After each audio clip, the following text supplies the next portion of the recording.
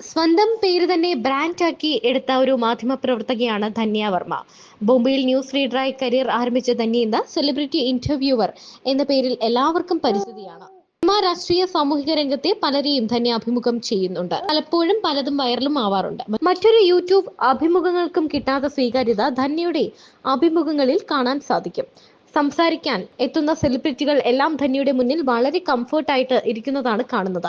ഒന്നും താൻ പ്ലാൻ ചെയ്ത് നടത്തുന്നതല്ല എന്നാണ് ധന്യയുടെ മറുപടി. ഇപ്പോൾ ബെസ്റ്റ് ഇന്റർവ്യൂവർ അവാർഡ് മൈൽ സ്റ്റോണിന്റെ അവാർഡ് ധന്യ വർമ്മയ്ക്ക് ലഭിച്ചിരിക്കുകയാണ്. ഇതിന്റെ സന്തോഷം പങ്കുവെച്ചുകൊണ്ട് ധന്യ വീഡിയോ പങ്കുവച്ചിട്ടുണ്ട്. കരിയറിൽ പലതവണ ബ്രേക്ക് എടുത്ത് തിരിച്ചു വന്ന ആളാണ് ധന്യ വർമ്മ. വിവാഹശേഷവും കുഞ്ഞുങ്ങൾ ഉണ്ടായതിനു ശേഷവും എല്ലാം കരിയറിൽ നിന്ന് ബ്രേക്ക് എടുക്കുക എന്നത് പ്രധാനമായിരുന്നു. എന്നാൽ ആ സ്പേസിൽ അതുപോലെ അതിനേക്കാൾ ഗംഭീരമായി തിരിച്ചു വരാൻ സാധിച്ചത് ഹാർഡ് വർക്ക് ഒന്നുകൊണ്ട് മാത്രമാണ്. ഏറ്റെടുത്ത കാര്യം ഏറ്റവും നന്നായി വളരെ വൃത്തിയായി ചെയ്യണം എന്ന കാര്യത്തിൽ ധന്യയ്ക്ക് നിർബന്ധമുണ്ട്. 3 കുട്ടികളെയും വീട്ടിലെ കാര്യങ്ങളും നോക്കി തനിക്ക് ഏറ്റവും പാഷനേറ്റ് ആയിട്ടുള്ള കാര്യം ചെയ്യുക എന്നത് ഒരു ബിസി സ്കെഡ്യൂൾ തന്നെയാണ്. എന്നാൽ അത് താൻ ഒരുപാട് ആസ്വദിക്കുകയും ചെയ്യുന്നുണ്ട് എന്നാണ് ധന്യ പറയാറുള്ളത്.